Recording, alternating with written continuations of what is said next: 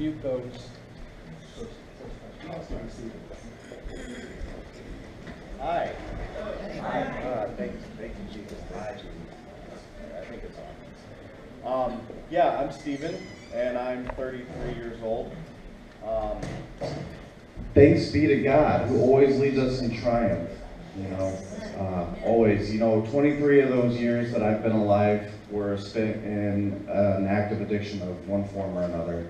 And today I stand before you victorious because of Jesus' blood. So I started smoking pot when I was 10 years old. It was young. I started smoking cigarettes even earlier.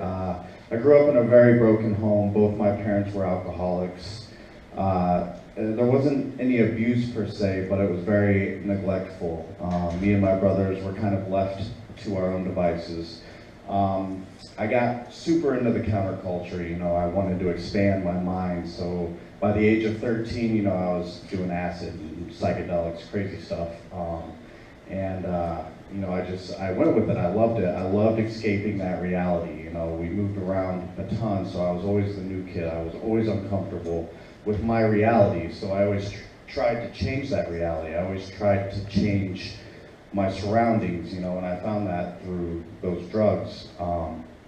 In 2000, I got into a lot of trouble. I was truant, never wanted to go to school because I was the new kid.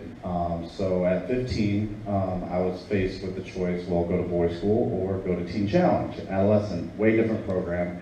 It's in West Virginia, and I went there for 16 months, and a lot of seeds were sown within me. I got the Word of God. I was saved, and I understood salvation. I understood, and I received the Lord. But I always wanted that. I never really decided to stop. Pot was my thing. It made me feel better. It killed that anxiety. Made me feel like I belonged.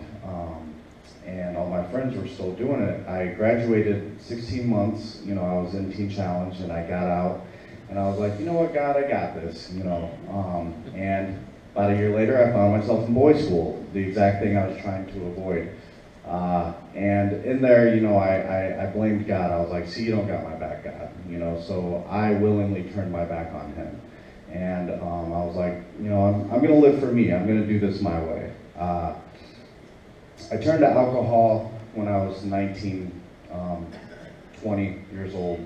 And that really just started a downward spiral for me. I always, said I'm not going to end up like my parents. I'm not going to drink. All my family, very, very long line of alcoholics in my family on both sides, and I saw the devastation it wrought. But alcohol's cheap and it's convenient. I had a drug dealer on every corner. So that's when I really I drank for 14 years, and for a long time it didn't affect me. I had a kid when I was 20. I had a great job. I was in the union, crane operator, and it never really affected me until about 6 years ago. And one day I decided to stop and start shaking. I almost went into a seizure. I was like, all right, I gotta stop this, but I couldn't, because I tried to do it on my own. 2016, I ended up in the hospital with an esophageal ulcer. I threw up so much blood, I almost needed a blood transfusion. Instead of stopping alcohol, I was like, well, I'm not gonna drink whiskey anymore. I'll just switch to vodka. That's how sick I was, and I was always trying to fill that hole. I had spiritual disease. I was trying to fill it with spirits, and I could never do it on my own. I tried everything from meditation to medication, and alcohol's taken a lot from me. Took my father in 2005, took my brother who was 20 in 2009. He was killed in a car accident because he was drunk. It's killed numerous aunts, uncles, and cousins. And this year in February, it almost took me. I almost like my brother, I was in a blackout and I ran, totaled my car in a dead-end street. Didn't even swerve. I don't even remember drinking that day. Don't remember going to the liquor store. Nothing. So I woke up in jail, had no idea how I got there.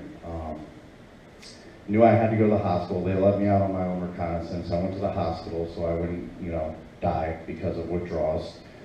Got into detox again. It had been probably 4th or 5th time that I was in detox. And as I was in there, I started feeling a little better, and I had some options. I could go to a sober house. I wanted to further my treatment.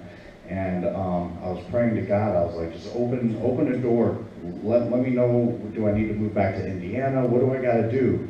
And lo and behold, Teen Challenge comes, crazy, does a commitment the night that I was praying that. I'm like, you got to be kidding me. Not this again, right? Not this again.